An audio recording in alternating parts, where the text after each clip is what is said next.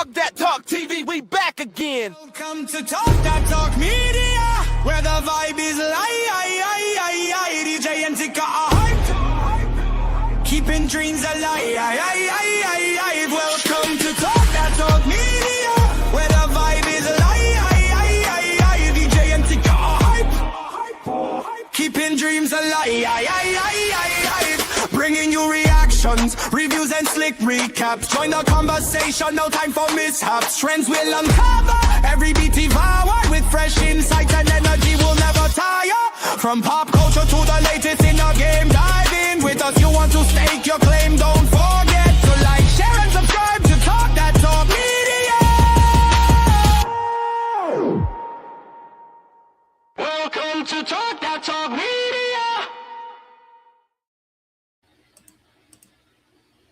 What's up, everybody? It's your girl Tika. And it's EJ. And we over here at Talk That Talk Media are ready to definitely dive on into the shenanigans of Power Book 4, the season finale. Listen, that was the last freaking episode of Force. EJ, what did you think? Because, girl, I was like, wait a daggone minute. What's just going on? Because we got some revealing things. Yeah, it was actually really good. I was okay with the way that Power Book 4 Force ended. I do got some questions about some things are a little bit questionable for me, but that's only because I don't want to see these two no more, and I don't like how we left it so open-ended that they could possibly, carry over where they are not wanted. Well, I feel like you talk about Jannard and Vic. I mean, exactly. That part. Absolutely. I feel you. Like, why give them another story? But, it is what it is. With that being said, thank you, chat. Thank you for coming in and tapping in and tuning in with us tonight. Go ahead, drop your rating in the chat. And I'm going to bring up some more ladies before I I'll give our perspective ratings. But with that, I want to bring up Tamika Den. What's up, Tamika? Let us know how you feel about this episode, girl. Hey, yeah. Hey. It was okay. It was okay. It was cute for what it was, but I don't know if it was giving me season finale. I wanted more bodies. It was a little bit too much talking in some parts that, I felt like we didn't need to talk. But other than that, it was, it was interesting. Gotcha. All right. Well, that's Tamika's perspective. And now we're going to go ahead and bring on in Miss Kay, because she taught us calling her Kay Bly. So what's up, Kay? Hey, girl. Hey, y'all. Look, we got to run it back. Okay. What did you think about the episode? Just firsthand. I know everybody literally came through last night, checked out the our first reaction, but what did you think about the episode? So I watched it again today. Just to see, if anything, that I missed, if I was going to feel any different about it. And I guess the more that I was watching it, I felt that it was literally like we're wrapping up. Like Tommy had his little side adventure. Let's wrap this up and bring his ass right on back to New York. Like it felt like we had to tie up these loose ends some kind of way so we can get him on to the next part of Powerverse. So I feel like I don't have any unanswered questions, I guess. Like I feel like we're at a good place to keep the Powerverse going. Like I don't know, because I was trying to think, are there any plot holes that I was like anything lingering, but I feel like they kind of wrapped it up nicely to just go ahead and bring the originals right on back. Gotcha. Yeah. Gotcha. Yeah, I agree. I mean, you know me. I'm a sucker for all things Power Book 4 Force, and the way they wrapped it up. I mean, only two should have been already in the dirt, and we're gonna get to them. But for the most part, I was like, okay. And then they brought little nephew in, so we're gonna get into it. But before we get into that, we gotta talk about this whole funeral scene. Now, listen, I said last night, I need some more oomph. I need something else that's just gonna choke me up. That's just gonna bring me to some tears. And after I went back and watched it, it was the reaction that D-Mac had with Genesis when she was trying to hold his hand and comfort him and be there for him, and he's like pulling away from her slowly but surely. He's pulling away from her in that moment, and then looking at JP's daddy with all the tears, and I was like, oh shoot, they done got me. I'm over here crying for real now. So did anybody, after watching the episode, I know we, like I said, we watched it in Discord and everything, but did anybody else have a different take on the funeral scene? And we could go ahead and do EJ, Tamika, K. Nope. Still didn't cry. Still didn't hit me. I think they jumped into it so quickly that I don't feel like I had a time to build up to being sad about it, because it wasn't like, it was just like we got to get this funeral scene out the way because we need to have, it was like that part to me was the part that was like, you know, so right. And the thing is that I'm okay with that, because it's not like JP was like a super big character. So I get it, but I do get the significance of them having to have his funeral. Whereas if it had been another character that we actually spent more time with, I could, you know, I probably would see the difference in it. So I'm okay with it. I'm just saying I didn't cry for that reason. I get that. I get that. But one other thing for me, Kate said, what kind of mother puts herself before her child? And that was another thing that kind of stuck with me on, at least she's up there acknowledging how selfish she has been as a mother towards either of her children. And she even, you know, acknowledged to the crowd, listen, when JP was born, I left him and his daddy, but I gotta say, no matter what, you know, JP turned out to be a great young man. So, you know, that's just me and my perspective always. But Tamika and Kay, any additional thoughts? No, that was the part that stuck out to me, is Kate finally taking accountability and saying I was trash. I wasn't there for my child. You know, I thought I was gonna have more time and be able to build something with him now, and now he's gone, and having some regrets, and, you know, saying his daddy took good care of him. That stuck out to me, but I didn't feel no sadness or nothing. I still kind of feel what you were saying last night, like maybe if it had been Z-Mac saying something and breaking down, or somebody would have been singing, and you usually give me a little tear out of me from that. But other than that, I was like, okay, yeah, Kate, you telling the truth for once. Facts. Yeah, I wish they would have opened that scene up with the choir song, because that's how you do when you go to a funeral. You open us up with them vocals going. Somebody should have been singing their throat off to take us there, to like really thrust us into this memorial scene. One thing that I did notice, I guess, or maybe it stood out to me this time around, was that Tommy had a lot of support for him at that funeral. Like I guess I wasn't thinking about Miguel being there. So I get, they kind of like brought us into it early, showing that Tommy has this newfound support, and it's like real support. So like it kind of like eased us a little bit to say like Tommy has now found like his new stable crew, even after him, you know, a couple episodes ago being, splitting ties with CBI. It's just like he found a new family, and they was willing to ride from him. Like, hey, we don't even know JP like that, but we there, we got your back. Anyway, everybody came dressed in black and packing. That part.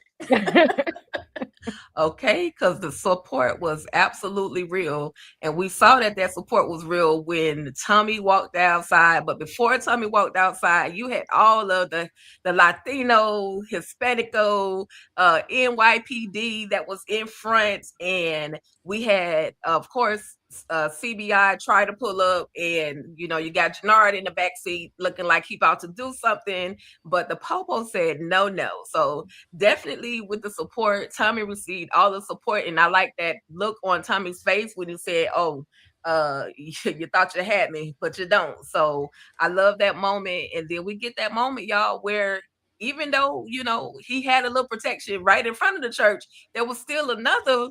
One of the Irish lurking around the corner, ready to take Tommy all the way up out of there. Tamika, Kay, and then EJ. Thoughts on these protective and unprotective moments? Man, freaking Jannard bringing his daggone junkie behind here, like he might as well just got out, started dancing, like, yeah, here I am. I didn't understand it. Everybody was like, "Oh, there go Jannard, there go Jannard, there go Jannard." And if we had cops on our, on our payroll that we had access to all this time, why was we never using them before? All of a sudden, we calling it favors for them to come through. And the fact that Tommy was like, "Oh yeah, we gonna handle him," like it was just, everybody knew you were there. I mean, it's Junkie Jannard. What can we expect? That's it. That's all. Right. So, upon a second watch, you got time to pull up on Tommy for his brother's funeral, but you ain't got time to have a funeral for your brother. Okay. Help me make it sense, Jannard, because your little picture collage that you had of Diamond, that's the best you can do? That was all we got? He didn't deserve a hood parade or something?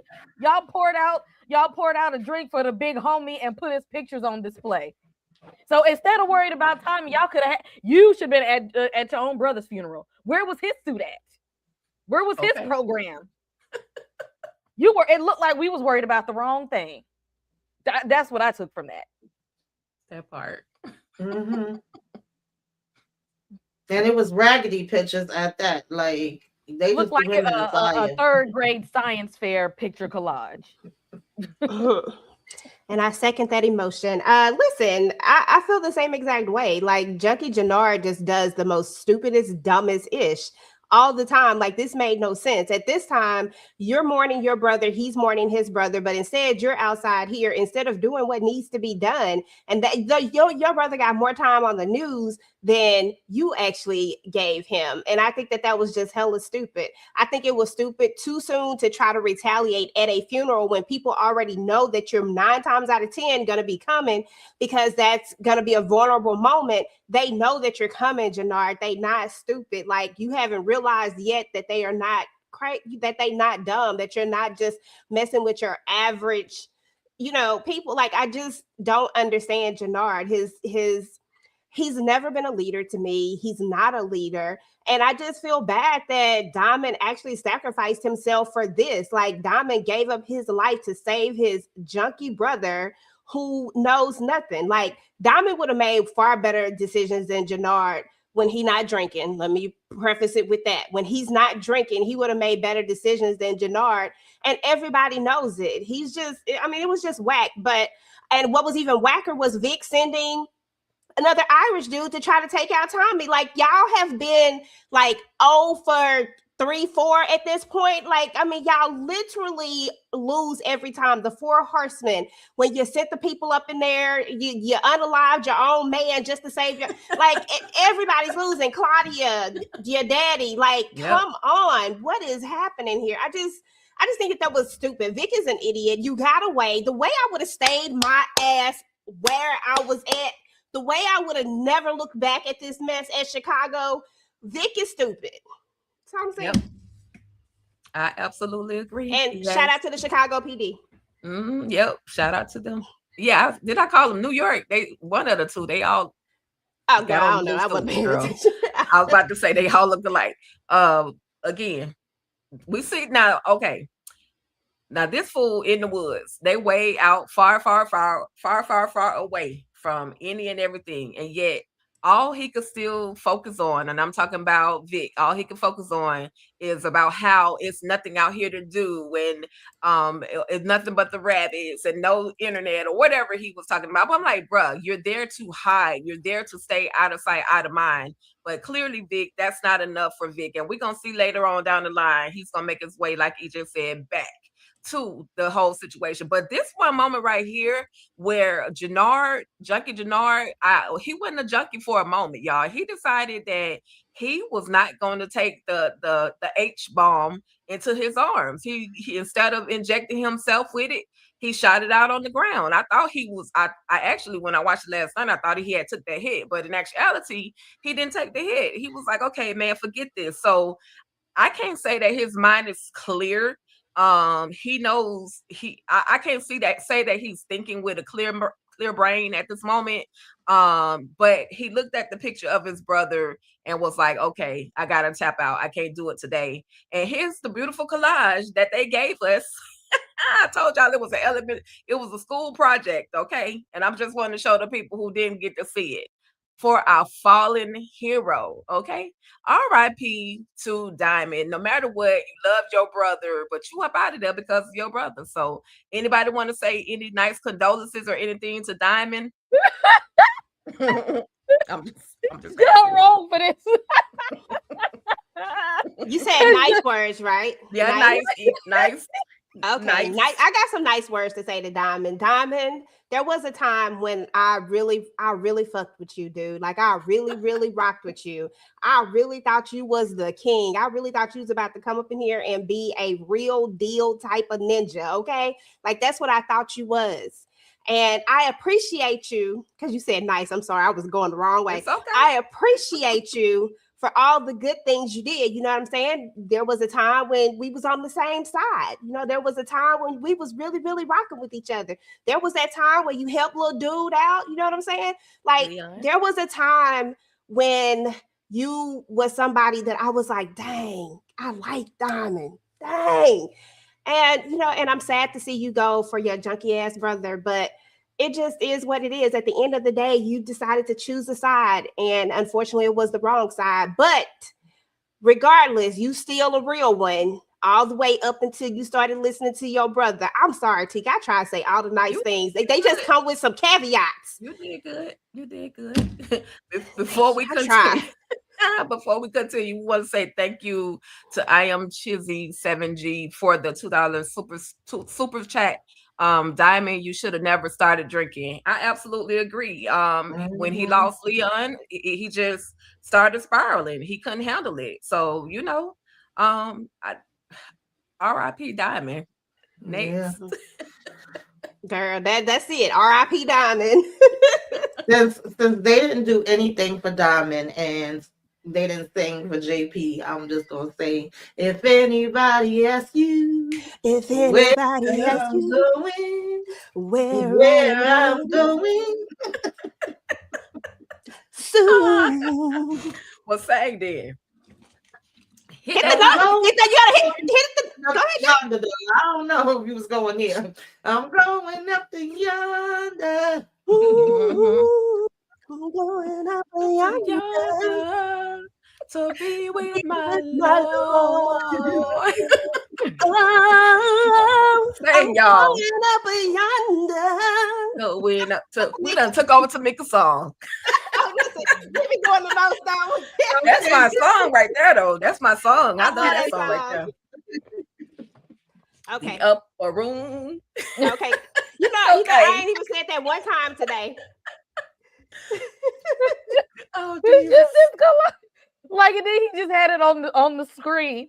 Like we ain't. Where's his burial plot? Where's his body? Or did he spread nothing, baby? They done threw him in one of them and burned him up, child. I don't even think they took him to the funeral home. Okay. Like, where's the herb with his like? This is all he get out of all Diamond did for CBI. This the best y'all can do. Jannard ain't shit for this, and you mad because JP had this nice, beautiful memorial service at this big, beautiful church, and you parked outside hating, but you can't even take the time to do the same for your brother. Where all them CBI, where the money went to besides them shooting up? That you could have did something beautiful for your brother. No repass or nothing. We didn't have no food. We didn't have nothing. We didn't have nothing. The people crying. You know what I'm saying?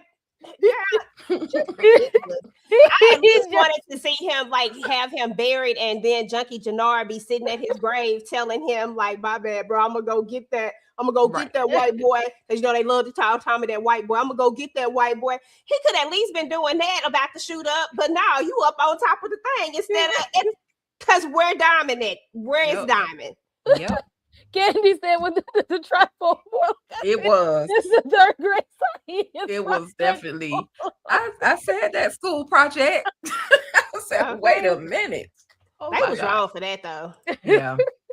But listen, you know, Diamond do deserve a funeral. Mo, like Diamond deserve a funeral. That's why I said Jannard ain't shit for this. You mean to tell me you his brother? That's all you had. He could even have had a funeral home service, like funeral home service no more than $5,000. Like they Exactly. could have put that together. Had a wake. You know, they Or could have just went in and something. viewed the Okay, body to just pay their something. respect. Something. A little memorial, something. They we didn't have to see the body. Just put a Right. little memorial up there. You know, Diamond was a That was their memorial, that trifold bowl, that trifold chart up there. and pour one out for him. And I pour a mean, little they liquor. could have had the hood chicks up in there at least singing around the little barrel of 'Cause see, fire or something. Had a Diamond little wouldn't have program. did this to Jannar. Diamond would have did something better than this. He would've- Exactly. He wouldn't have did He his sure brother would this. have, and then he would have had everybody come back to the barbershop.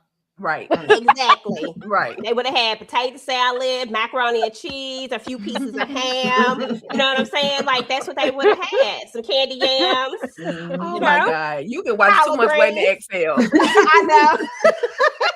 Some collard greens. But You know what I'm saying?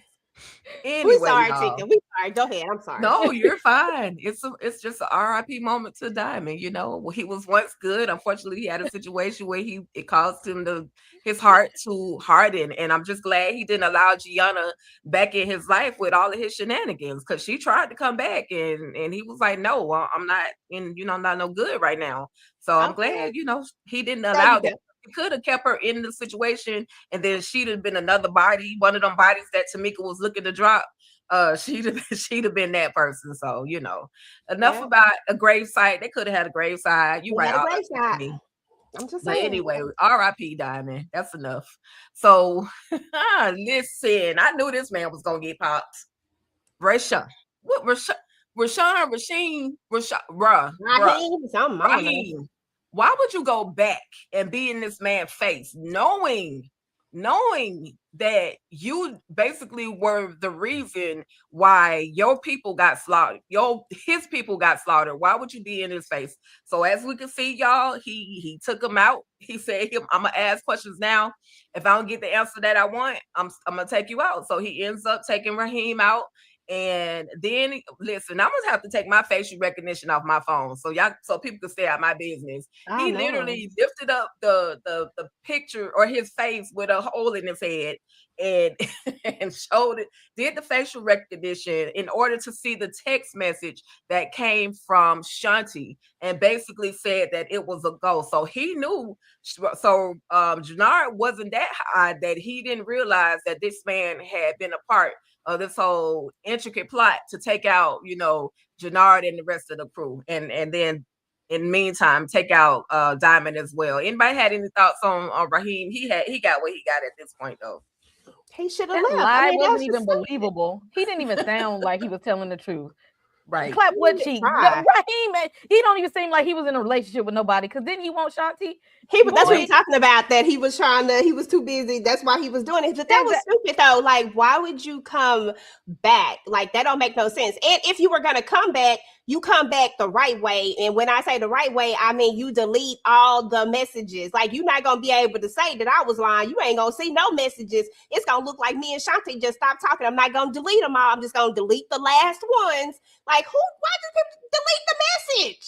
Stupid. And why you ain't got him on a burner phone? Why is that on your regular phone? Where Right. your where your drug dealer phone at? Girl, that part too. She said a drug dealer phone. Facts. Him, Vic, and Bobby, dumber, and dumbest. Like, yeah, I don't know. We in the running. I don't understand this. I agree with y'all. Like, why were the messages still there? Why would you want to save those messages of all messages? Like, I don't know what the fascination was with it. And why would you come back? He would have never seen me again. I would have been in the ring. That part, Tamika. So another body fell. Then we had this moment where Poe D-Mac, he's struggling. He want to go out and pop off, but Uncle Tommy told him not to do it. He ended up beating himself up with the blicky, just going through it. And then we got Kate, who in somebody's business, talking about, are you still thinking about leaving my son? And shouldn't she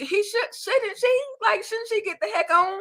Like, your son, the block is hot, and even your son know that she's not in a good space. But there was just that little moment where Kate was just being real dismissive over Maria, And Maria was just trying to help, trying to be there. And, she held it down. She was respectful. Somebody else probably would have snapped on Kate, but Maria, she chose not to. Then we also have that moment where, Shanti basically lets Tommy know that Raheem is up out of there. My inside man ain't no inside man no more. And so who else is telling her the information? Because how she know he got popped that? Oh, he took the body and put it in her gym in the center of the ring. Okay. So yeah, I answered my own question.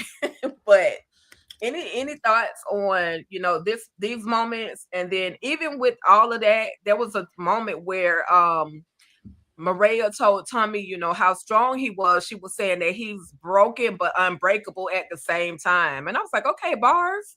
I get it, because he's broken, he's hurting, but he's still standing strong and trying to handle his business and protect his family. Kay, Tamika, and then EJ. Any thoughts? Yeah, D-Mac is going through it because he's still blaming himself because he the one wanted to. Well, how you blaming yourself for being in criminal activity and getting your pops popped, but you still want to participate in the same criminal activity? Like, you're not trying to change your life around, but yeah, you blaming yourself. It's not making sense, D-Mac. Yeah. Kate, you know what? She did the right thing when she told Tommy, I have to do this for my own sobriety. Like, I can't be in this environment. It's triggering for her. That was actually very, very healing of Kate to say that, because normally she would have kept putting herself in issues that were traumatic, and she would have ended up doing something that was going to have her to relapse. So it's a good thing she tried to get herself out of there. And I don't know. I'm not attached to Maria. I don't know what it is. I actually like Miguel now more than her. I don't know why. I don't know how I flipped all of a sudden. I like him now, him and Miss Piggy. I don't know what it is about her that gets on my nerves, because she be trying to act like she's so about this life. No, you're not. No, you're not. The best you could have done is just go away. Actually, don't come back. Stay safe. Yeah, Z-Mac was clean. He was looking handsome. And he was doing what we expect, D-Mac to do. It wasn't no shock there. Just finally he listened for once in his damn life, because you did cause all this shit. You was out here in these streets doing everything. Every time somebody told you, sit your behind down, you just kept going back out. So at least for this situation, he did listen and calm his little self down for 2.5 seconds.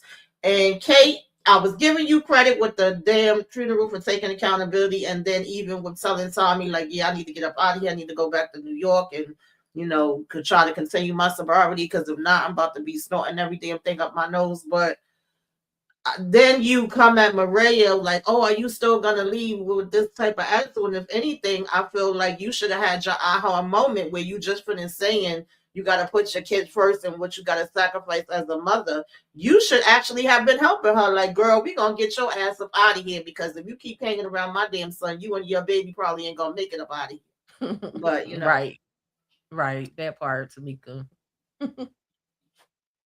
Yeah, I mean, as for Maria is concerned, I'll start with her. I actually like Maria. I think she's actually good for Tommy. I think that even though she's not like super like in that life, I think she understands the life and that she gets it. But when you become a mom, things shift and they change, especially when you're trying to protect your child.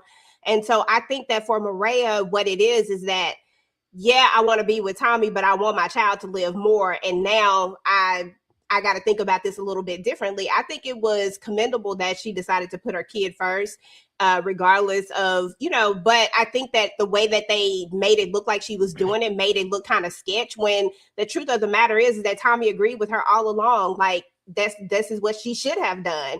And I didn't understand why Kate didn't agree with that either, because like Tamika said, she just gave this big whole speech about protecting your child. You see the camera kept panning down on Maria rubbing her stomach as she's giving this speech, and the way that she's looking, like she's thinking like, yeah, you're right. You have to be willing to put your child first, because she was like, what kind of mom puts herself before her child or something like that, Right.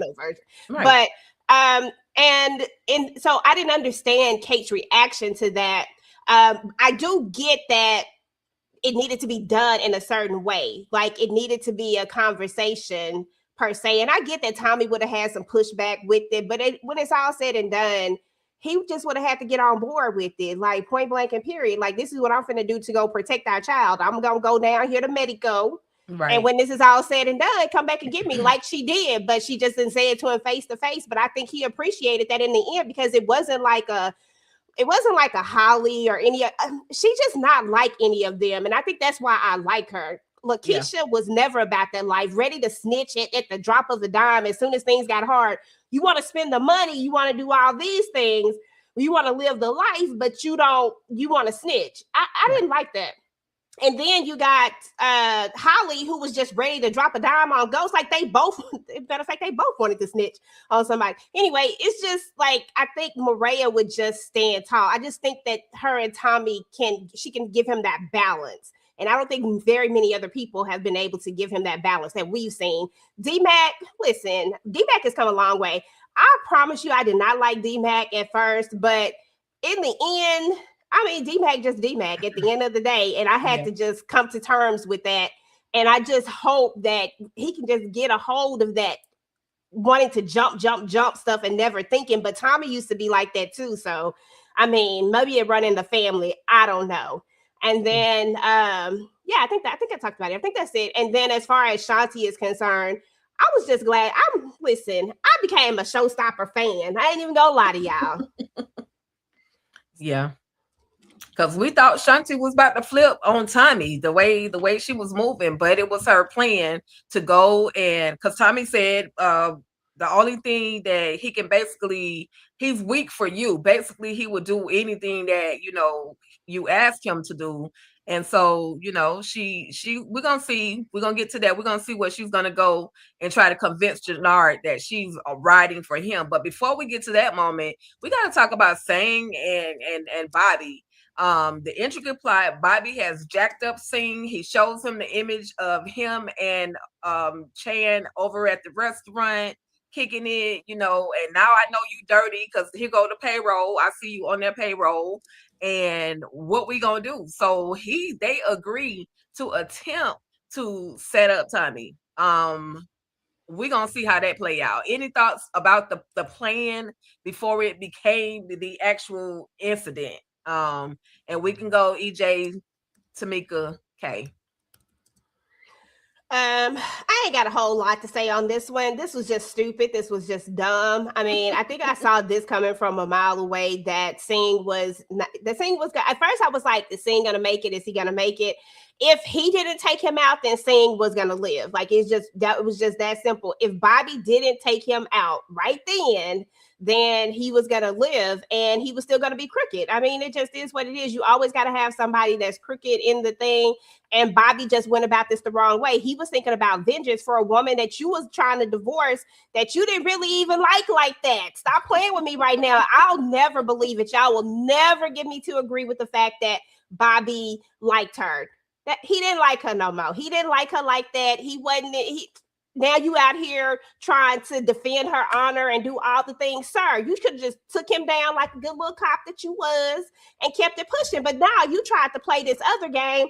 Why go after Tommy when you got the fish that's gone? You got the thing that is, I said I was gonna make this short. I'm sorry. One last thing. The thing, the guy right here who is the branch to the underworld and what's supposed to be the good world. You had the opportunity to take him out. They would have had to regroup and find another one. Yep. But if you took him out, you really that would have been a big win. But no, he was so focused on trying to avenge his wife that he didn't like that he did stupid stuff. And when you do stupid stuff happens to you. So body that man. Oh Lord, Bobby. I expected more from you. Like, for you to come up in this damn office and you are, I guess, looked into it, sort of financials, you have the pictures, you're gonna come and tell him every damn thing that you know or that you think you know. Think that you're gonna blackmail him into giving you Tommy, taking down the person that took down your wife. Say this is not a negotiation, but then pretty much is like, okay, 1 second later, two things, negotiation that he would be left out of this and still be able to become the district attorney and all this shit. Like, no, none of this discussion should have been happening. You didn't go to no other higher ups. You didn't go to nobody else to tell them what you found, to have them look at some more stuff. You wouldn't even know this if it wasn't from homegirl. You should have brought her back in, because obviously she's a better damn investigator than this whole damn department. Like, this worked my freaking nerves, and we already knew that Bobby was gonna be up out of here. As much as I don't like Singh, okay, and I wanted him called, I gotta give him credit. He knew how to play the damn game. Right. Yep.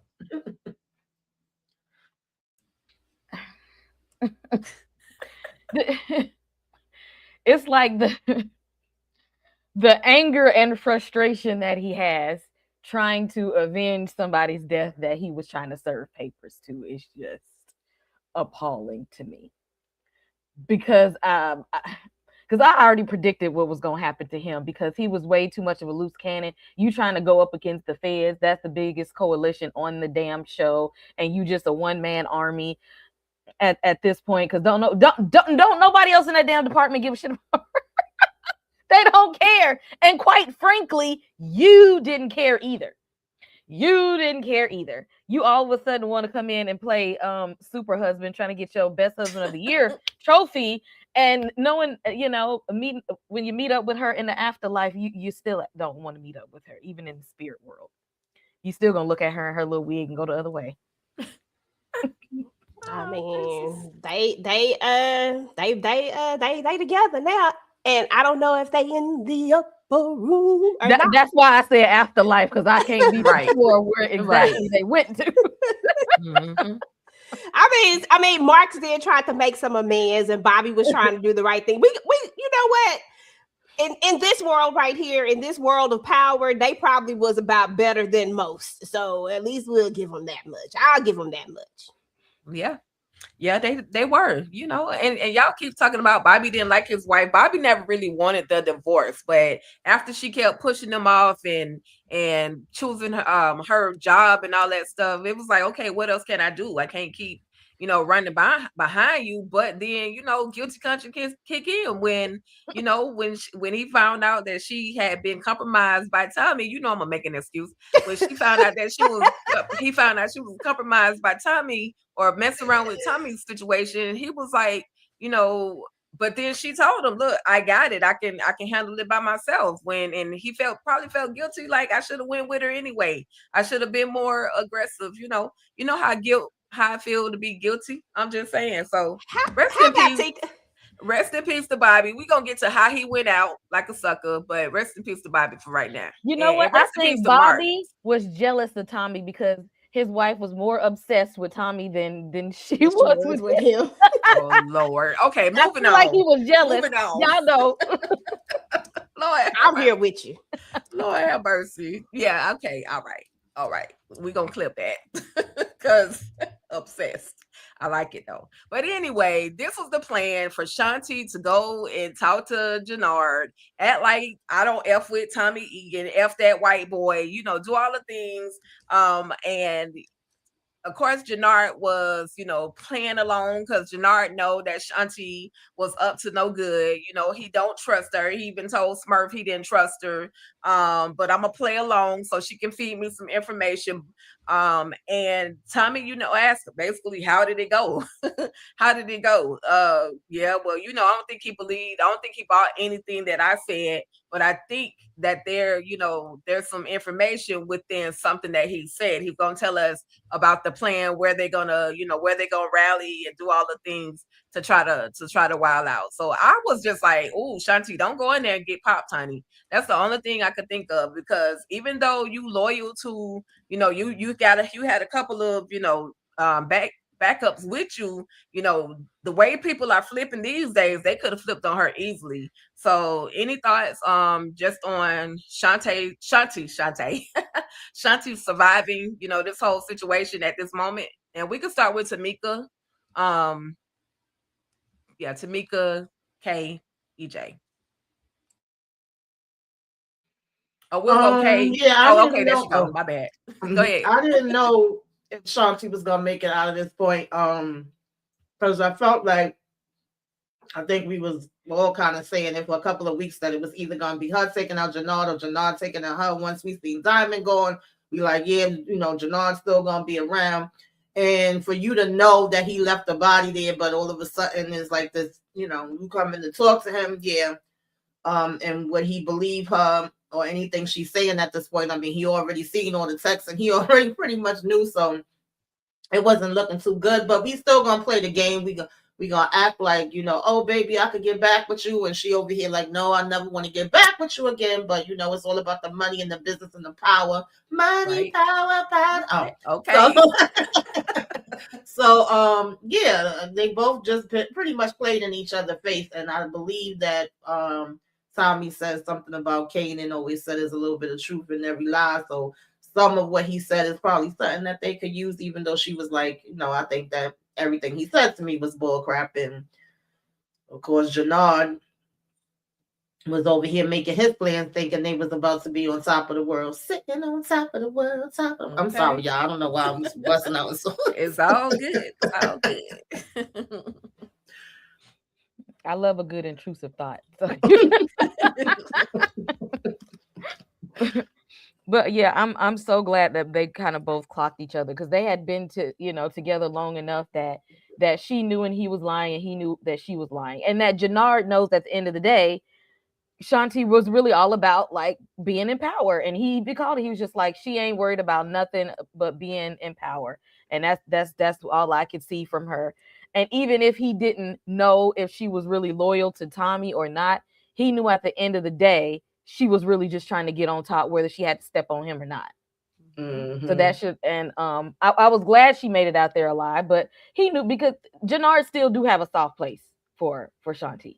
Right. Like he still do, like he loved, that girl, he really, really cared about her. And had it not been for her, he'd have still been strung out looking like Pookie in New Jack City. So he actually does owe her a little bit of respect to not have just popped her in front of everybody. And honestly, if it was hand-to-hand combat, she would have whooped his ass anyway. Dang. Mm-hmm. Okay, so first, that part. Now, first of all, how you gonna cheat on Shanti? Y'all just gotta take it back for a second. How you gonna cheat on Shanti when Shanti was the one that was there for you the entire time? Shanti is the reason why you are not already in the upper room, because Heron was gonna take him on up out of there. Okay, like that's what was going to happen to him. But Shanti stood by him, even though she knew he was on them drugs. Then he want to go get into fentanyl. When she told him no, she didn't want to do that. Like Shanti really was about that ninja for whatever reason. But he wasn't no doggone king, y'all. I'm just gonna keep it real. Jannard ain't never been a king. Jannard, she kept trying to hype him up to be a king. Jannard wasn't that. He just wasn't that. And yeah, at the end of the day, Shanti is the only person out here who told the truth at every single turn. And you know what that truth was? That if you not with me, you against me. If you not, if you doing you in my way, then shit, you got to get out the way. Like she was the only person that stayed true to that. And so for that reason, I rock with Shanti. Like I really love this character. And it's funny because I started out liking this character, then I hated her. And then when Kay said something in the chat, it made me realize that that's what it was. It was Jannard. Exactly. It was Jannard. It was Jannard the whole time. That's why we didn't like her. It was him. As soon as he was gone, I liked her instantly again. And I remembered that. I said, you know what? That's a point. But she did take a chance, though, coming up in here like this. But I think that Jannard still had that soft spot for her. So he wasn't going to do it. If he wasn't pushed or provoked, he wasn't going to do it in cold blood like that. You know what I'm saying?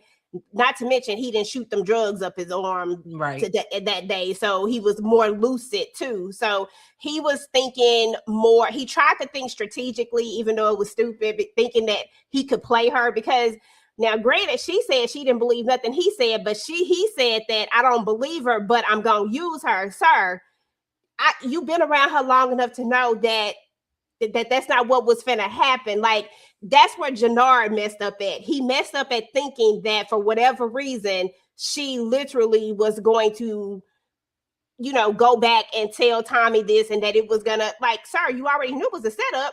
Just come on, think think a little bit further. But I gotta remember that Jannard been on the drugs, and and he done been boxed upside the head too many times. He's killing his brain cells, son. You're killing your brain cells. Okay. And boxed upside the head one too many times. So this moment right here, oh, I love this, y'all. Ortega thought he was the man. So anyway, Che calls this big old meeting. And at first I thought I was gonna have to do something to Che, but basically Che gets up and makes this whole little speech saying that they're about to make this whole new regime. The Marquez cartel and everybody were going to, rock together. This was gonna be one. We was gonna be one big happy family. And he said, but there's been one man that ever since he been in town has been causing a whole lot of problems. And he points the blicky at Tommy, or I will say, because I was trying to be nosy and look and see if he was going to point it right past him, but it looked as if it was pointed directly at Tommy. So then he says to Tommy, but it's your call. It's your hit. Basically, here go the blicky. Do what you got to do. And Tommy gladly obliged and put 1, 2, 3, 4 in Ortega, and then put another one to the dome. Any thoughts on just this whole setup, how everything played out? Did you think Tommy was about to be a goner? Any thoughts on that moment? It all happened so fast, but I'm glad that I did upon a rewatch, because, and this is where good cinematography comes in. That's why I had to really watch this scene, because the way that they had Tommy framed, and they had Miguel diagonal standing on the other side, kind of giving, it looks like he may have flipped on him. And for a split second, we was just like, oh, they tried to play in his face this whole time. And that's the way that they framed it. And then when they shifted the camera again, all you seen was the gun being pointed at Tommy. And so for a split second, we was just like, wait a minute. Is this about to be the end? Because Tommy didn't even have no words. He didn't even know how he was going to talk himself out of that. So I think that they did a good job of framing that to kind of throw us off for a minute. But Tommy was not finna pass up the chance to knock somebody off the board, and then was like, okay, well, I can be down with the crew now. Because in the beginning, he was just like, I'm not doing it. He was like, no, I'm not doing it. But this is it's never going to work.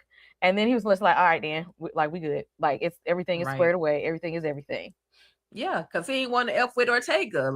Ortega had been the pain in his side for the longest. So yeah, I wasn't mad at Tommy for that decision. But I was just like, don't do it. Don't take him out. It's like, this can't be this. This can't be how it's going to go down.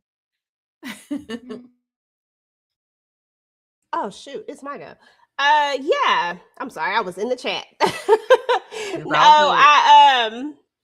Yeah, for a whole second they had me. I was like, oh dang, Tommy can't go out like this. In my mind, I wanted to click the little thing to see how much time we had left, but y'all know what was happening last night. But I couldn't see. So I was like, dang, this too early in the episode, based on my my math of where we at in the episode. So I was like, who finna save him? So then I was like, it's like Kay said about the camera thing. I was like, dang, Miguel, I was just liking you, dog. I was just liking you, homie. You know what I'm saying? I was about to go learn Espanol and everything because I like Miguel so much. I was like, I like him. And then for a second, I was like, dang, now Miguel finna take out Che. It's about to be some stuff, because I was like, now he's not going to let him take him out. I didn't even notice that that's what it was the cameras, the way the cameras were shifting. I was just thinking in my mind, oh, dang, now Miguel finna have to take Che out. I was like, who finna save Tommy? But thank goodness that's not what it was. That part. Any thoughts on that to me? Child, for me, I first of all, I didn't even expect Shay to be here this long. He could have been out of here. Miguel could have been out of here. I ain't give a damn about them. But I did like the way they did it, rewatching it today. It was like you thought he was talking about Tommy, especially with him saying, ever since he came into town and he pointing the thing in that direction. Then I was thinking oh, he's going to take out Miguel, or he's going to have Tommy take out Miguel. And then it's, because Tommy was adamant, nah, I'm out of here. I'm good. Of course, he ain't want nothing to do with Ortega. And Ortega, definitely, he was one on the list to go. So I didn't give a damn about him. But then when he was gave it to him, It's your job, and Tommy want to be like taking all damn day going in slow motion, one tap at a time, and this and that. Like, nah, just get to it, get him up out of here, because that definitely wasn't gonna work. But yeah, I was like, oh, okay. I said, I see what y'all did there. That part. So then, Tommy he's gonna have to build a couple of more allies. So he goes to Grayskull, lets Grayskull know, hey, listen, all that you thought with Gennard, it wasn't the truth. Gennard tried to put taking out King Kilo on my brother, but in actuality, Gennard was the one that took out King Kilo, and he took out my brother, and blamed it on him. Like, my brother wasn't that type of dude. He was a musician. Like, that wasn't who he was. And so, King Kilo said, Grayskull says, okay, well, I got you. I hear you. I'm gonna, I'll rock with you. And I'm gonna stick in there with Gennard and get all the information, basically get all the information that I need for you, and let you know how it's all gonna go down. So then we have the meet and greet where Bobby has made his way to the lower deck of the upper room. I don't know. He made a dumb decision, trusting that Singh was gonna, be honest or not be honest, but play the role, get the information, go in there wired, talking to Tommy, play like he's crooked, which he's really crooked. But it all ended up where Bobby is left in the pool, y'all. So any final thoughts? R.I.P. Bobby once again. I know here go Tika. But any final thoughts on the Grayskull connection, and then Bobby as well as Senior? We can start with Tamika, EJK. Oh Lord, I just never knew Bobby could be this dumb. Like, every time I think about it, it aggravates my soul and spirit all over again. But it is what it is. Saying, like I said, he knew how to play the game, even though I wanted his behind to be up out of here. He knew what to do, what to say, how to do it. The fact that he was like, oh no, please, just don't take my wife out. Whatever you do, I don't care about me. And really laid the daggone okie doke. And then, Lord of mercy, just sprayed Bobby all over the damn place. And also, Grayskull, child, you should have known. Like, I don't understand how you did not know when you did know that Gennard was lying to you all the time. These people in here flip more than damn pancakes, okay? It's crazy how they just flip back and forth from side to side, in and out all around in 2.5 seconds. But okay, boy, don't let you know. But yeah, I didn't understand though on rewatching this, like when Tommy sees the wire and then he's like, yeah, the wire, that was a good touch, and I'm gonna need you to go ahead and get me that recording. I was a little lost with that part. What does Tommy need the recording for?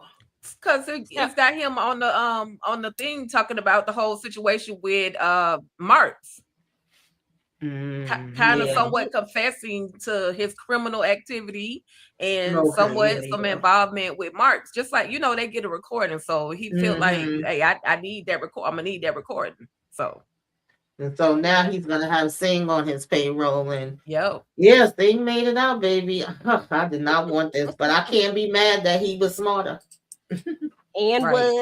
I'm not mad at Singh at all, y'all. Like, I thought that this was a great move. Clearly, at some point in time, the way I figure it happened was, we know that he was on the cartel's payroll already. So the way I figured that it happened is that somehow, I don't know when, because I don't think they ever really tell us exactly when, but I figure maybe Singh reaches out to somebody. Maybe he reached out to Tommy after the Bobby thing. Maybe he reaches out to Tommy then, because he knows that he needs to be on the right side of this. Like, y'all know what I mean. Yeah, because then they had made the coalition, pact to join with each other. So I guess that was an off-screen moment, because I was a little like, it had to be. Yeah, it had to be an off-screen moment where they have a conversation and then they come up with this plan or whatever. And the way that Singh used the word wife, like the way that he perfectly planned it so that Bobby would come out when he uses the safe word wife, I mean, I just thought it was, I said, okay, Sing, I'm not mad at it because he knew what he was about to do. And like Tommy said, listen, I wasn't planning for that because listen, Sing said he wasn't going down and he wasn't going to let his wife go down and he wasn't going to go down. He was going to take this all the way and he didn't care who he worked for. All he know is that, and even though he said partners, Tommy said, "No, you work for me." But listen, let's get it together. But you know, it is what it is. But I thought it was perfectly played out. Grayskull just, I don't think Grayskull ever wanted to be a part of the coalition when it was all said and done. He just, you know, moving the way he just moving stupid. It's just dumb. I don't know. Grayskull just irks me because the way that y'all ran up in that barbershop 50-11 times, got lied to 50-11 times, and yet Jannard and Diamond were still alive even then. Like, you didn't put that together. Like, the fact that you just now clicking all of this together when Tommy puts it together for you is just stupid. And why are we out here even fighting King Kilo's beefs anyway? Like, what are we even doing? Like, why? No, like, nobody cares about that. Like, it didn't have nothing to do. Like, it was just stupid. It was a dumb move on King Kilo's part. I get it, the street code and all that crap. But at some point, when does business become business? When does it, thought making money was the purpose? Like, that's what I thought. I thought that we here to make money and bump all the other stuff. So that's why when Grayskull is taking on this whole mission, like, sir, do you want to make money or not? Like, why? That man is gone. Let him be. Okay, like, let it go. But I loved it though. Glad Grayskull came to his senses. Yeah, it was either that or be up out of there. So yeah, because he looked when Tommy was telling him, like, think, like, do you like what purpose would my brother have to, you know, pop off Mr. Wade in the water? Like, exactly. He's a musician. Like, exactly. Like, he has no stakes in the game. Like, and Grayskull was looking like, you know what?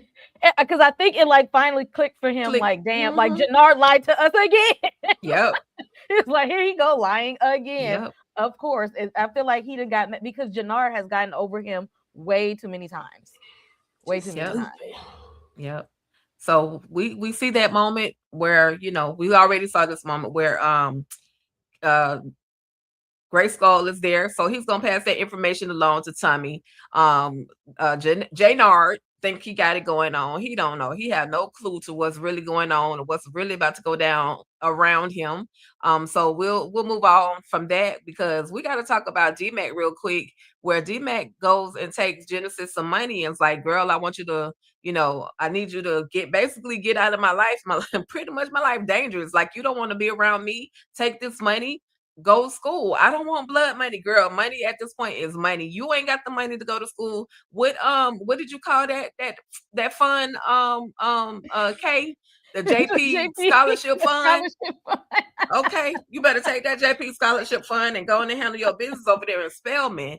And so that was just a little moment between the two of them, and she's so confused as to why he's acting like this. But girl, don't you see the anger in his face? Like, I know you gave up the goods to him, but don't you see how unhinged this young man is right now? You do not need to be in his life. You need to take the money, head your behind on over. Take notes from Araya.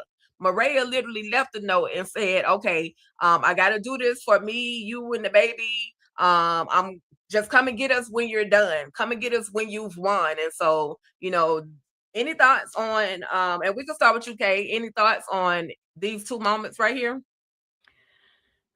D-Mac was trying to do the right thing here. And even though when she said, I can't take no blood money, he said, I sold my bike. Now, mind you, he bought the bike with the blood money. So, I mean, same difference. But girl, take it how you get it, okay? Take that scholarship fund that he's trying to get, the JP musician scholarship fund for underprivileged youth. Okay. Take it and go on to school.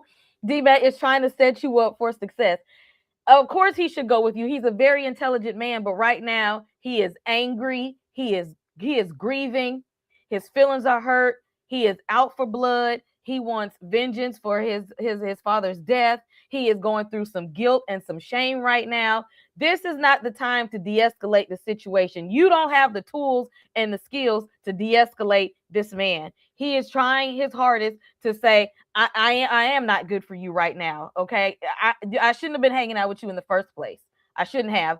People around me, see, you know, And you know, you don't even know that he offed his own best friend. His that was like a brother to him. You're playing with your life right now. Go and do the right thing and go to school, but you trying to come at somebody who is already highly escalated and angry.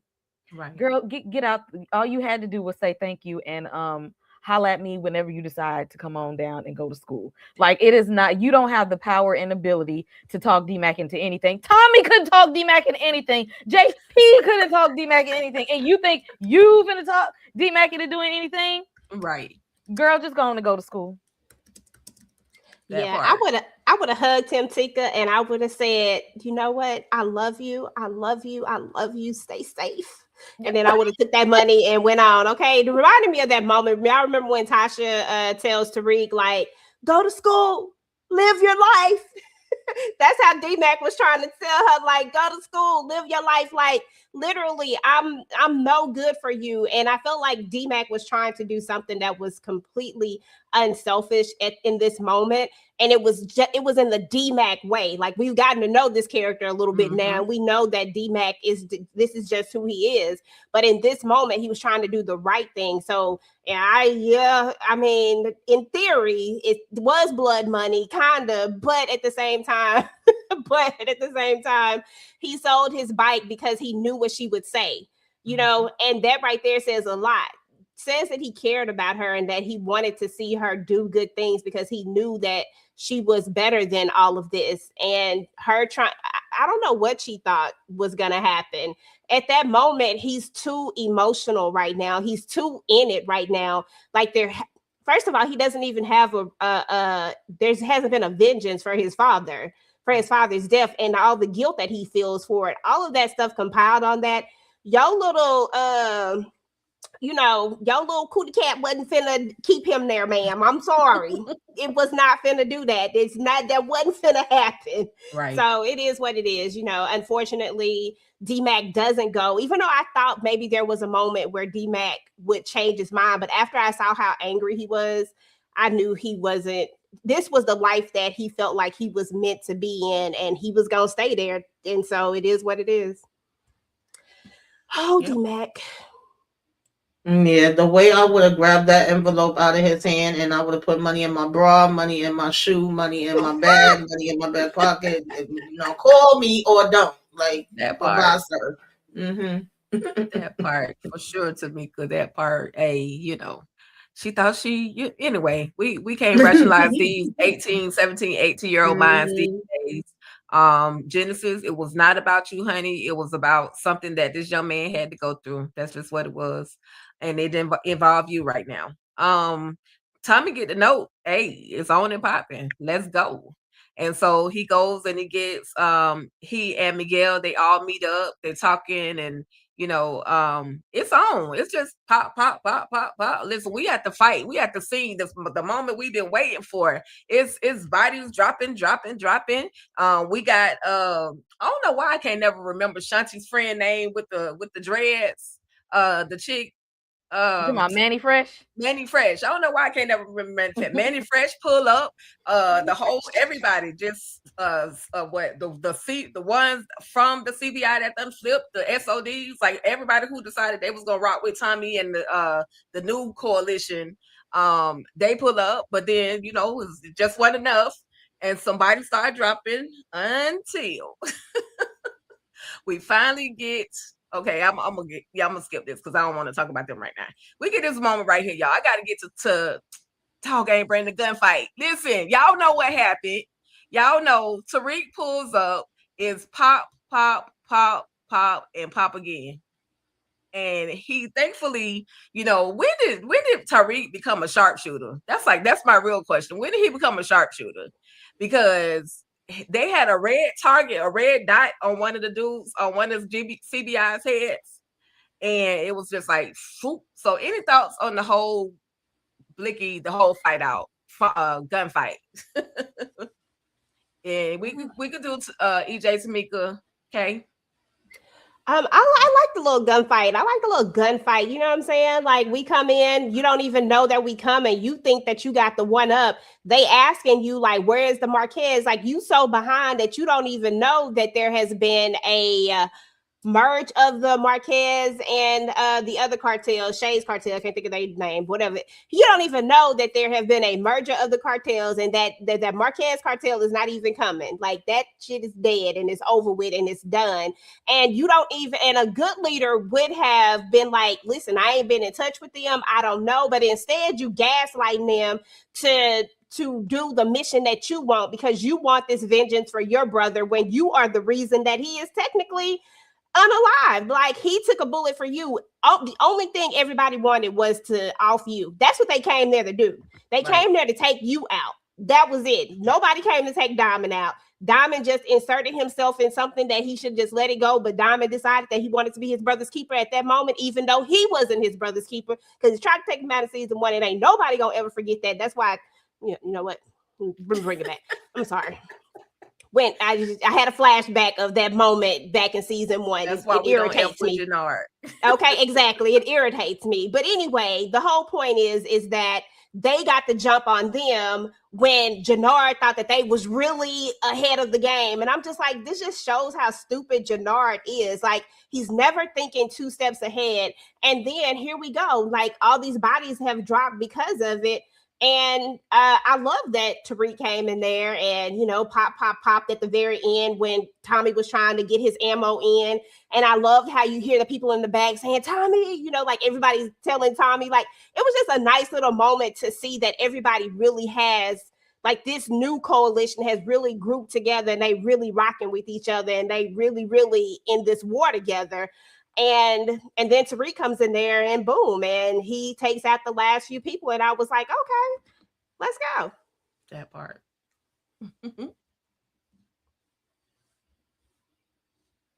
It was so hilarious to me when that red dot was on homeboy. He was like, Smurf was like, oh shoot. Child, y'all are not paying attention to anything. But again, we are following Junkie Jannard, so nobody is surprised with that. Tommy and them coming to do what they gotta do. But I have to say, that just popped back in my mind too. D-Mac was just popped at the church the other day. It's all good. I don't know what he put on his shoulder, baby. Okay, Ben Gay, whatever. He all of a sudden he was all right. Shanti got popped in this episode, little scratch. Miguel had a whole hole in his leg with a bullet caught up in it. He was all right. No, Tommy ain't even get a scratch, but we gonna have Tariq come in, and at the end of Power Book 2, Tariq was already becoming John Wick Jr. So now he knows how to pop up with these. Don't miss a shot and save his Uncle Tommy and cheese, smile for the camera. I'm the one y'all was waiting for. I'm here. Right. I was like, okay, that was cute, I guess. and the bodies that was dropping was nobody. If we being honest, because we ain't know them people. Right. That's what we could say. Nobody, Yes. baby. Yeah, Tariq said he was clutch then, and they pulled up on Jannard and them. They wasn't even ready. They just sitting around talking like, yeah, we gonna be ready for them. So when Tommy comes, so we got to make sure he want it done. And all you see is this scope delays. Yep. Come out. Like, and see, if you stay ready, you ain't got to get ready. But again, that's what happened when your leader is an idiot. But I appreciate how they had Tariq come in clutch. They had him, pull up on Tommy like when Black Panther came out in Endgame at the end. They just like, oh no, Captain America, this is it. And then they pan over and it's Tariq there coming in to save the day at the very tail end of the battle. But I'm glad that most of them got, they got away with not too much more than a scratch. And Miguel, big ass, it can't even take out a damn bullet over there struggling. Okay. It was way at the bottom of his leg. Like, who can really get a bullet out their leg? You've been working on this for like a half an hour. Give me like he over there struggling down bad. I was like, I bet you they miss Maria now because she would have took care of that real fast and in a hurry. Over there struggling. But I did appreciate them getting to see how everybody worked together. And I didn't hear it when I watched it the first time, but when they knew that they couldn't do nothing with them, Gerard was like, CBI, we out. What's left of them? It was like 3 of them that was scraggling out at the end. Like, retreat. This is it. We got to run. Like you literally like letting everybody know that y'all lost. You're announcing that you lost. You know, you should have just ran. Why you got to announce to the world that y'all got to get out of there? I thought that was Big Boy. What's his name? I thought that was him who said that. CBI, we out. I didn't know that was Jannard.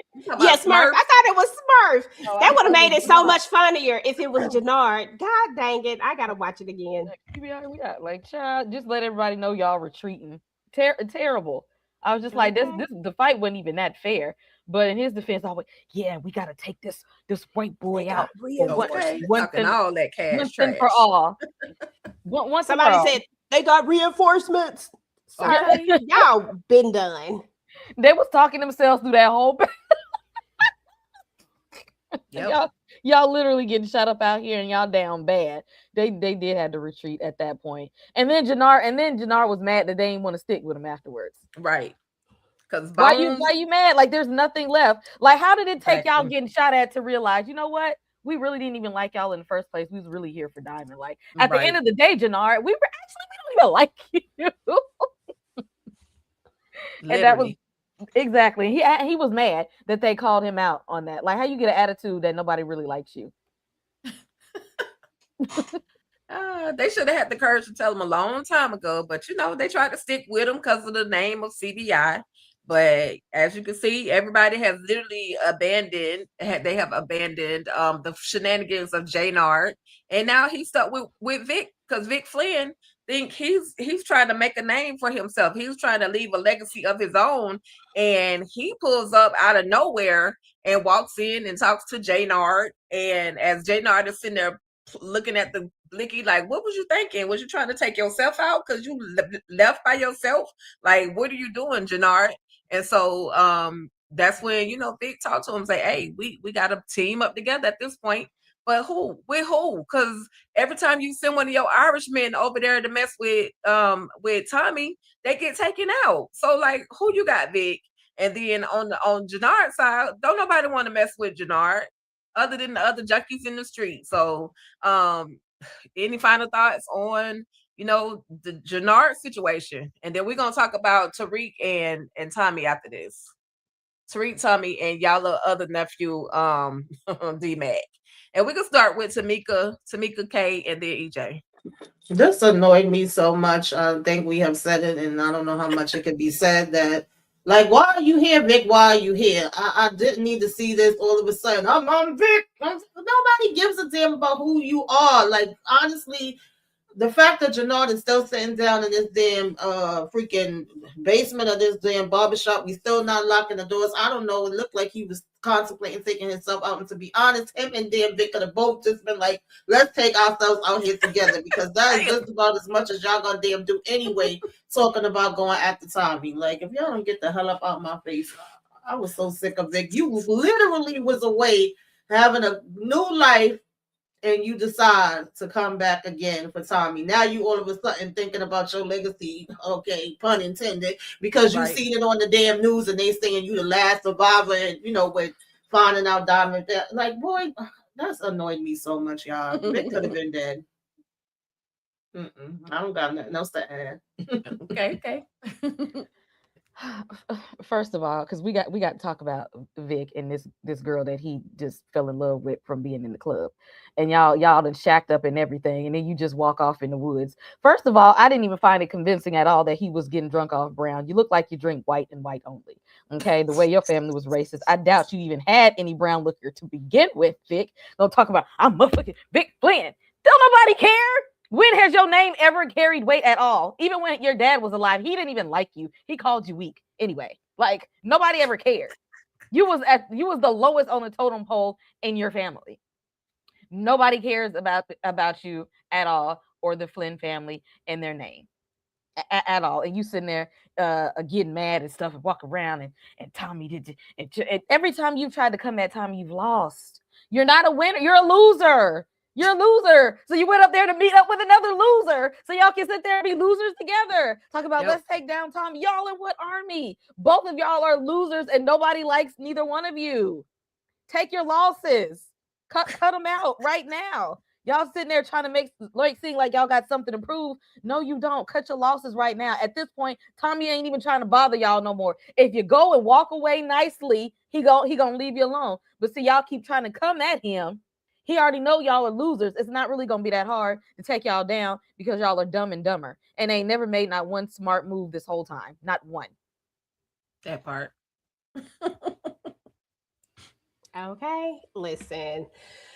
Claudia was harder than Vic. Let's just keep it real. Claudia was hard. I don't even like Claudia like that, but Claudia had more guts, more kahunas, more everything than Vic. Vic didn't even want to be in this life, as he said. How many times did Vic try to walk away from this? Season 1, season 2, season 3. Like every season, Vic was trying to run away from his legacy, right? Like, sir, why did you come back? This was stupid on you got away clean, okay? Listen. Your daddy gone.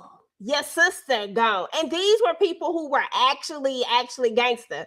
You know, Claudia, I give her a little gangster, you know, because she in the end, she did try to have a little gangster about her. But at the end of the day, Vic, you did nothing. So I don't understand why we even came back. I don't understand why you left Ray, because clearly Ray must really like you, because this dumb broad, how you just gonna run off with him and you believe more in his new identity than he believed in his new identity. The way I would have took that new identity and went on with life, the way I would have said bump Chicago, you ain't got ish in Chicago to go back to. You ain't got no clubs. You ain't got no territories. You ain't got no nothing. I don't think you have any money. I don't think you got nothing. I think you is done. So whatever you do have left, you should have went on with Ray, had some babies, and went on with your life. Right. Because at this point, and the way she was talking about going to a place with no extradition, you forgot that, dude, you still got some dirt on you. And now that we got Singh over here, he know about the dirt that you had. He knew that what you did, like you, ain't no way I would have came back, especially to go to no jail, like, because there's still the possibility of that. Like, if they find out that you back, that's the reason why you was running in the beginning. And now that Singh is working for Tommy, he don't need you to say anything that Stacey, but like, sir, this is stupid. I just can't stand Vic, and I don't even want to get on Jannard. Jannard is just dumb as rocks, for real. Like, Jannard is so stupid. This was dumb. He should have just went ahead and just said, you know what? I'm coming to meet you, Diamond. I'm coming, bro. We gonna have to be together, okay? Like, because there's no other thing to do. Like, there's no winning this. You have lost every single crew in the coalition. 2 cartels have now joined together. Literally, Chicago has been taken over. What are you going to do? Nobody wants to be on Junkie Jannard's side. There's nobody left that will align with you. The one person who did like you went and slept with somebody. You went and lost her. The one person who believed in your dumb ass, you lost her. So what are we really gonna do? Like, I don't understand. Like, this is stupid. And I hope, oh God, I hope and I pray that this does not carry over into whatever new show that we are about to come. I do not want to see these 2 no more. I'm done with them. Please don't do it. But something tells me that they left it wide open like this for a reason. And I don't want to see it. I'm done with them. Done. But anyway, yeah, this was I'm sorry, I had a whole rant. I apologize. It's all good. Let it out, because the series over for now. So let it out. I have a question for y'all. Is Madam Wu gonna be looking for her money on her product? Like, is she still out here in these streets? Did she say rest in peace to Diamond? Is she trying to come chop up their limbs? Because she needs to come chop up something. Okay. Or better yet, 9 times out of 10, baby, they done cut in a deal with her too. I don't know. Right. But right. Because I mean, they did have Manny Fresh, and Manny Fresh was dealing with her. That's how Jannard got involved in the first place. So I don't know, but I just thought about that. Like, I'm pretty sure she would be like, "Where's my money?" Okay. This is stupid. Like, y'all have no cash. Y'all have no nothing. Like, what are y'all gonna do? Y'all can't hire no hitman. Y'all never gonna get close to Tommy. Like, what? Like, this is dumb. Like, y'all never gonna be able to get close to him. like it's not gonna happen. And Jannard, it's on site with you. I guarantee you that all them people, like if I'm what's his name, Gray Skull, it is on site for all them damn lies. Let me see you. Let me see you. I'm gonna let you, like, I'm gonna let you. You just lost everything right here. I'm gonna go over here, get good with them, but let me see you. Anybody who see him is on site. I'm sorry, that's how it should have been. Jannard shouldn't even be alive right now. I'm done. I agree. But we shall see how much further the who somebody call them not Ren and Stimpy, Pinky and the Brain. We'll see how see how that all plays out. But what did y'all think about the conversation? And we're almost done. What did y'all think about the conversation between Tariq as well as D-Mac? Because Tariq was talking about, he feels sorry. He said that he lost, that D-Mac lost his daddy, and he understand how he feel. No, bro, you don't understand. It's a totally different damn situation. You took your own daddy out. It's a difference. This young man, okay, D-Mac kind of blames himself for JP being unalive, but you actually took your daddy out. But in the meantime, I'm looking at Tariq, like he looking around, like trying to see how popping Tommy is, like he's really the man. He's really the king of Chicago right now. And it's like he's gathering information as to how he can make his next move. I don't even know if he really was listening to D-Mac like that. Did y'all have any thoughts on just their conversation? The conversation D-Mac and Tariq, and we could do Tamika K, then EJ. Child, I said, not you trying to be like, yeah, I understand, boy, bye. We know what the hell you understand. But, with him talking with Z-Mac, I just felt like, okay, we about to have a child, Zeman out here in these New York streets. Don't bring that mess over here, Tariq, okay? He about to come over here and probably, have Z-Mac underneath his wing. And as usual, Z-Mac run his mouth too damn much. You got a big mouth. You never should. I mean, he don't know. It's like, oh, Uncle Tommy. Yeah, I know what you mean. And Tariq, to me, this is just who Tariq is. This is what he do. Like, I know a lot of people was making comments when we was doing the first reaction on him scheming and him giving looks and whatever. Tariq is always looking. He's always observing. He's always paying attention. He's always taking the names. We've seen him doing that before. And yeah, he definitely was already calculating and, making his little moves in his head before he actually go ahead out here and have a conversation, listening to all of them conversate and figuring out what's what and who's who. And I think that him and D-Mac is probably going to bond some way. I don't know if we're going to see that happen, but that's what it was giving me. And, he'll be taking him under his wing somewhere down the line, I'm assuming. And freaking Miguel, tell me, oh, you really are cool. Okay, if you don't get the hell out of here, because you could have been. But, it is what it is. We are family now. We don't care about Miguel. Let his leg get some gangrene or something. Let it fall off with the rest of him. Okay?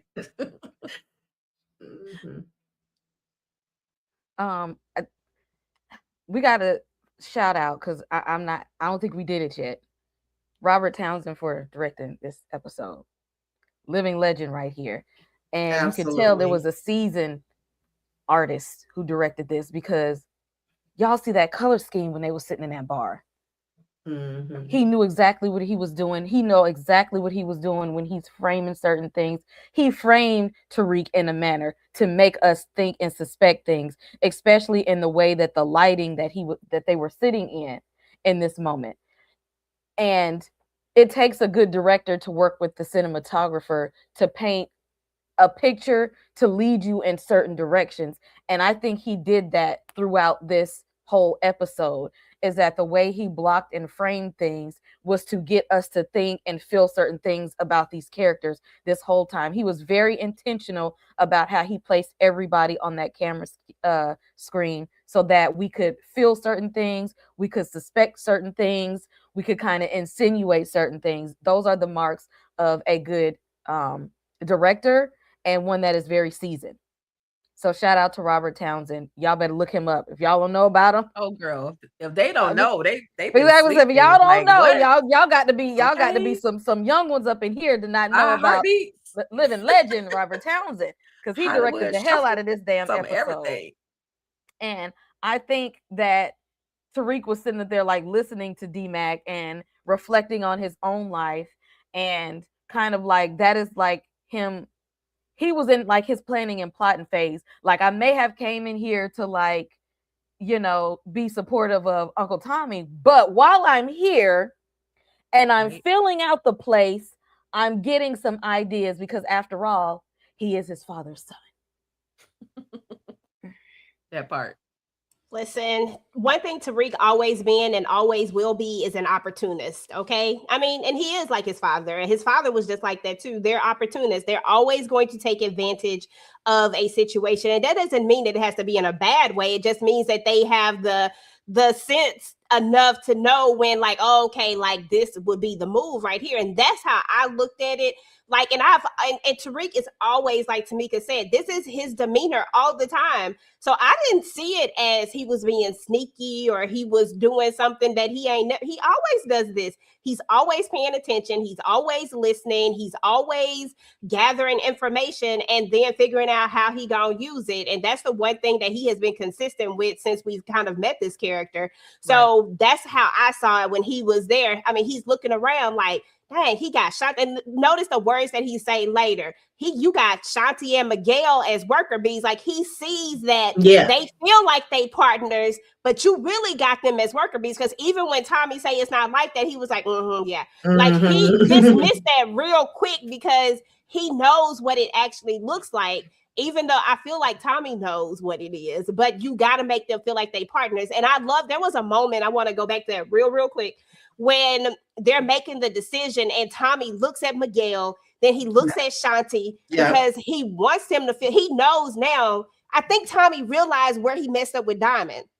I mean, when him and Diamond have that conversation about we were never partners, yada, yada, yada, that's really what it all boiled down to. And that's one of the things that I've always said. Like, I can't stand Diamond for his last thing, but I do get where Diamond was coming from. Tommy did come at him like he was his worker and never like he was his equal. And he was always making the decisions, and not saying that they weren't good decisions, but I also think that Diamond had a lot to offer. He definitely wasn't no Jannard. He didn't run CBI for no reason. People didn't respect him for no reason. Like, it was a reason why they respected him. And the reason why he was who he was. It's just that Tommy is used to being, Tommy just different. And it is what it is. But I said all that to say that Tariq peeped all of that. From, like, he's paying attention to all of this, and now he needs a partner. We see all the stuff that happened to him back there, and he demoted Brayden ass. Like, Brayden, they not partners no more. So that was the other big thing, is that he doesn't have a partner. He needs somebody who's gonna be at a level that can help him, not hurt him. Brayden was never gonna be able to help him elevate, because Brayden was never about that life. Did they make a good little partnership? Yeah, I mean, they was cute or whatever, but never enough to really, like, once Tariq stepped in, once he took that 1 foot out and put them both in and decided to go all in, it was never going to work with Brayden. He had to have somebody who knew the game better and who could, because you always want somebody that's going to help you. That's what Ghost did. What did Ghost do? Kanan, Breeze, all these people, you know what I'm saying? And then I mean, hopefully he don't pull a ghost, but I'm just saying, like, that's the way it works, and that's how Tariq is looking at it. It's for all the things that Tariq says, for all the anger, the animosity, and all the things that Tariq has for his father. He just like him in a lot of ways. He just so young that he ain't all the way there yet. But a lot of the things that he does is very, very similar to him. The way that he uses people when he needs to use them. Tariq always done that stuff. That's what he do. That's what Ghost did. I mean, exactly. And at the end of the day, Kanan manipulated him, and he manipulated people. And Kanan taught Ghost and Tommy, and then Kanan also was teaching, Tariq some things for the little bit of time they spent together before he got taken up out of here. So it's funny to see them having this dialogue outside, and him saying, let's leave the past in the past. Don't be bringing up no shit no more. Because Tommy was like, well, it was like, say, like, Ghost was my family. Yep. And so was like, here he go with this BS. Right. That nigga dead. Right. That I'm just letting him know that I still remember. Okay. Right. Exactly. I ain't forgot. Absolutely. Well, that was the end, literally the end of the episode. We also had a little moment where Singh was on the news selling out selling out Marks and Bobby, talking about they was the crooked cops and they was taking money from criminals and they was a part of this whole syndicate. And in actuality, bro, you're literally telling your story right now. Mhm. But Singh, he did what he did. At the end of the day, he definitely knew how to play the game, because I didn't really see that for him. Like, he played Stacey every step of the way. The fact that she never would acknowledge all the times that he was dropping the ball in court. She never came to the court to see what the hell was happening. Like, they literally, her and Bobby did half-ass investigative work. So, now y'all could be go ahead and buried together. Y'all never got a chance to get y'all divorce. Y'all could be together forever in the dirt. But I did want to mention, like, with Jannard, I love how they read him down and told him that it was his fault.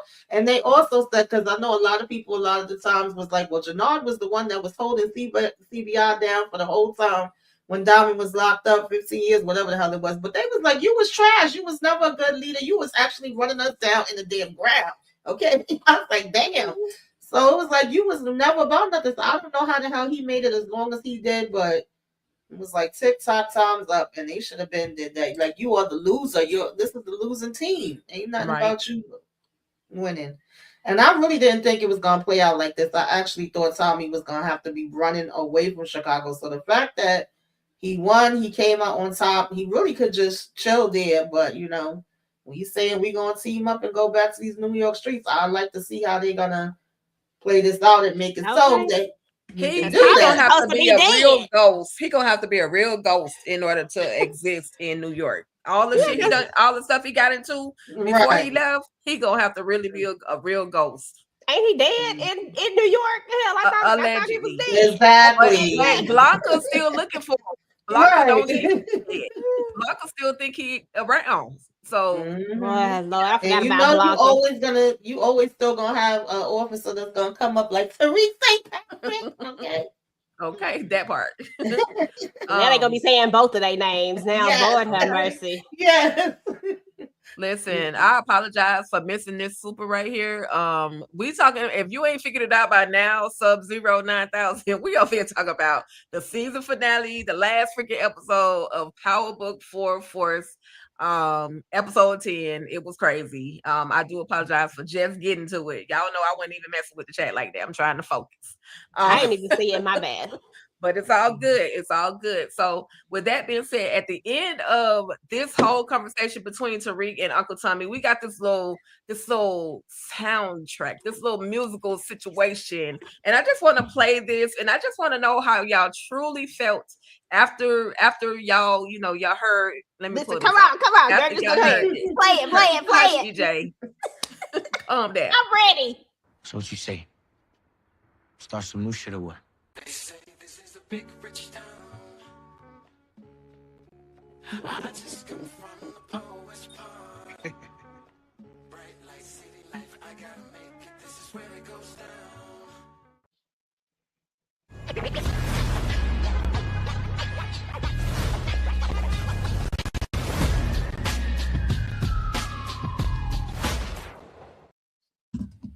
That's how I felt.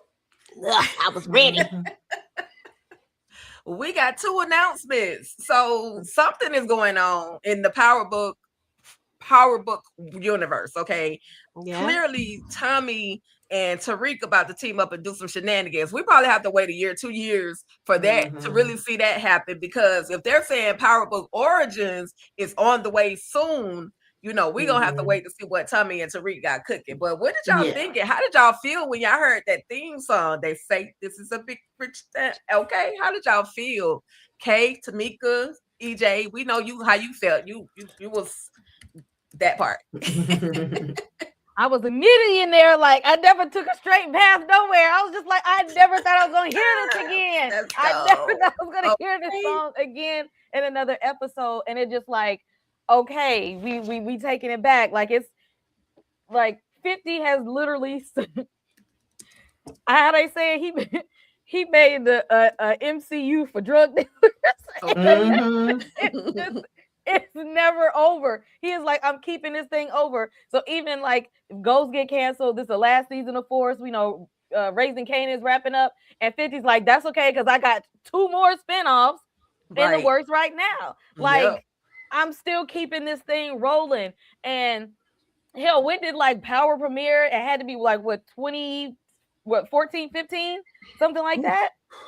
So wow, and like we've been like in it, like he's literally had us in a chokehold in this Powerverse that we didn't never think that there would be different spinoffs. We didn't think that we would be so attached to these characters like that. And he's like, look, I'm here with the fans that's been loyal from like, if y'all been here since James St. Patrick at the damn club, we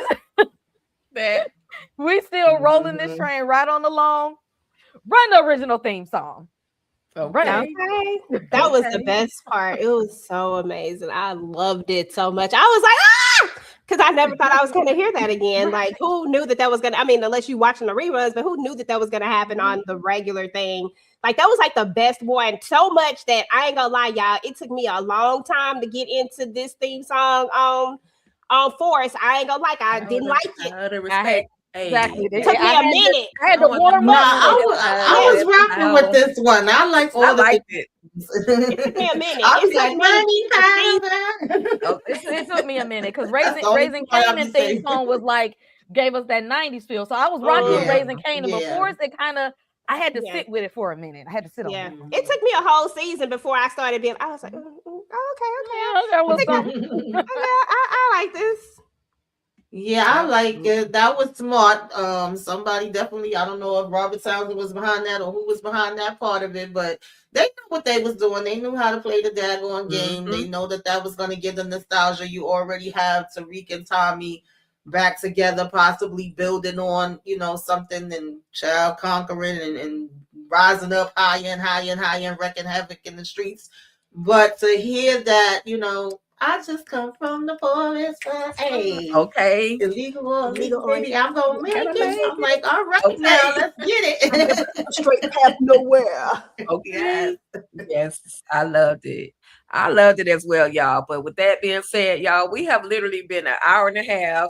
I had to go a little bit long. I had to do it justice. This was the last episode that we will see of Power Book 4 Force. And I appreciate y'all for obliging us for this whole hour and a half. Y'all literally been here. Like y'all been here with us rocking and talking about Power Book 4 Force. And we're just ready. Are y'all ready for what? Power Book Legends? Are y'all ready for Power Book Legacy? Like what are y'all looking forward to for the future of the Power Book universe? And then, ladies, after that, let me know what you guys have on your channel. And if y'all was over here on Talk That Talk Media, we appreciate y'all. I didn't ask y'all to come over here as much as I normally would have, because I was just so excited about Power Book 4 Force. I forgot what platform I was on. I ain't gonna even lie to you. But thank y'all for coming through. So we'll go ahead and let Tamika, Kay, and of course EJ, let us know your final thoughts on the Power Book universe and what you got coming up on your channels.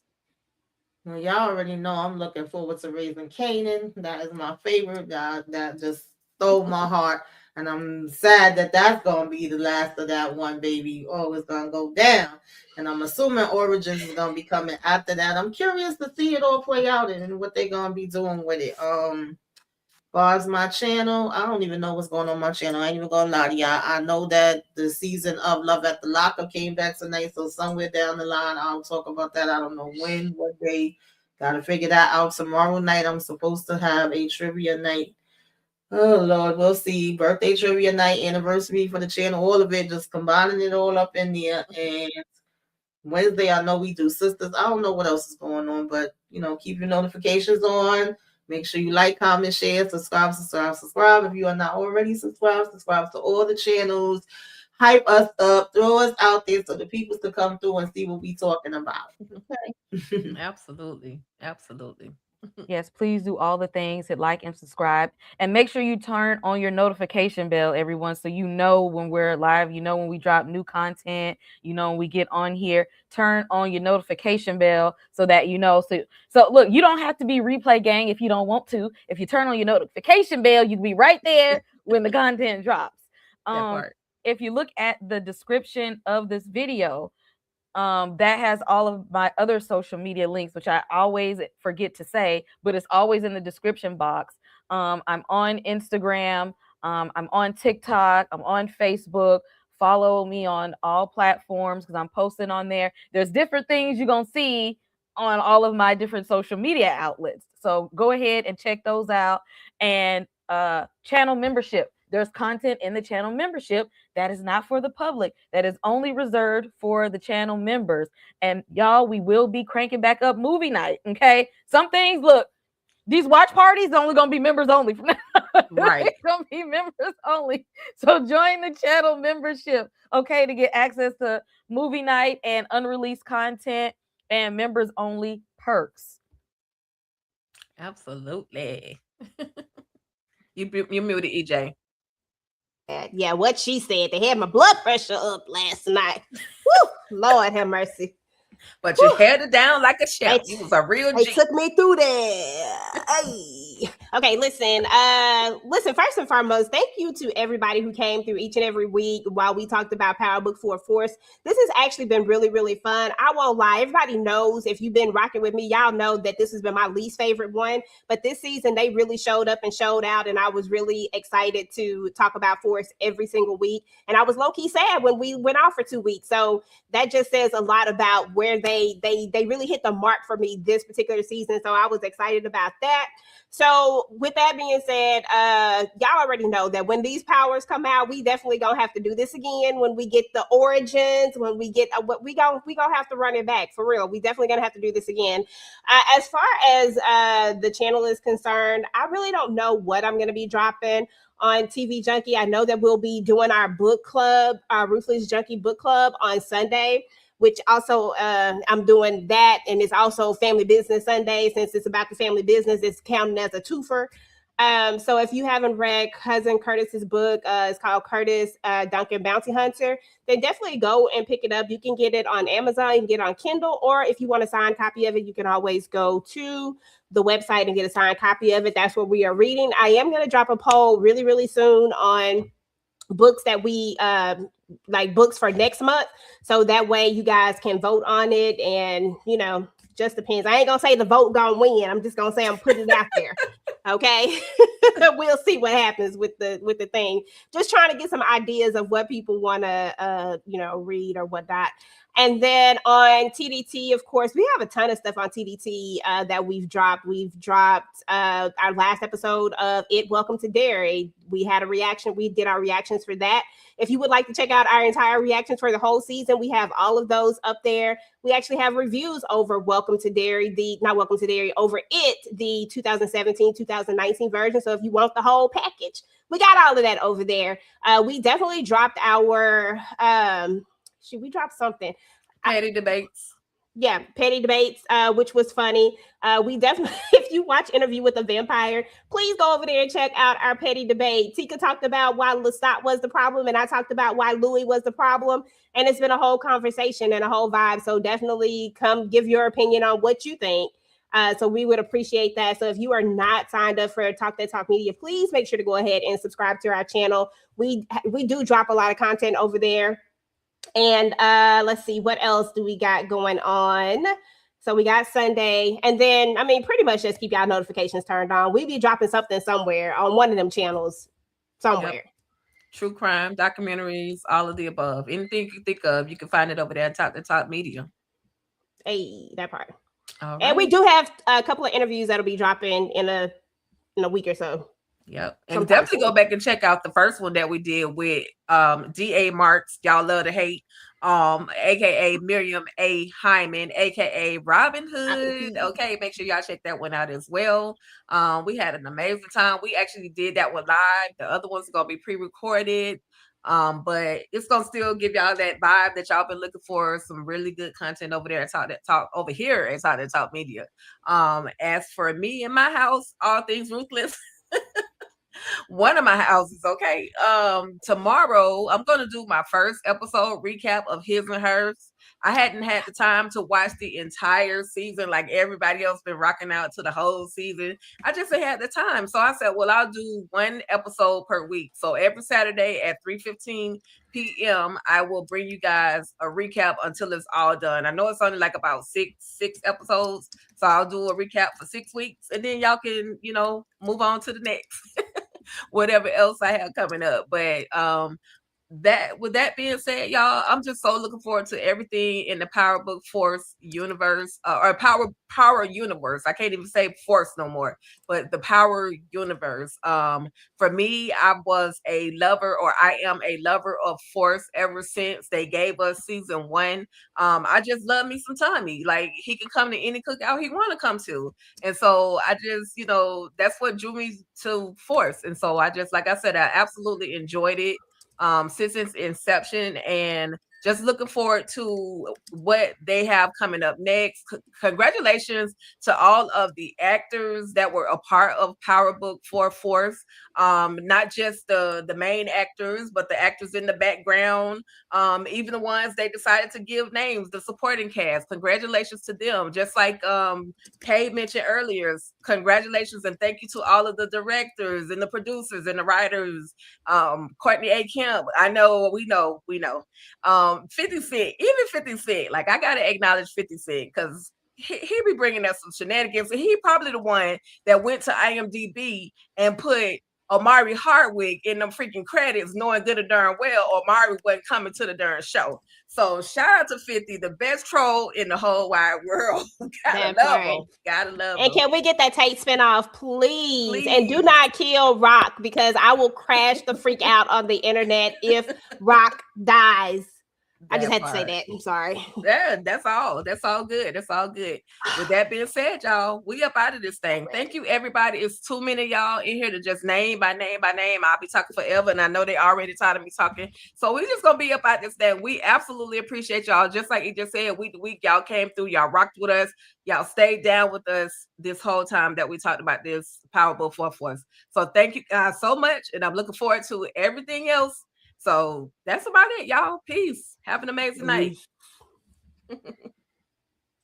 Talk that.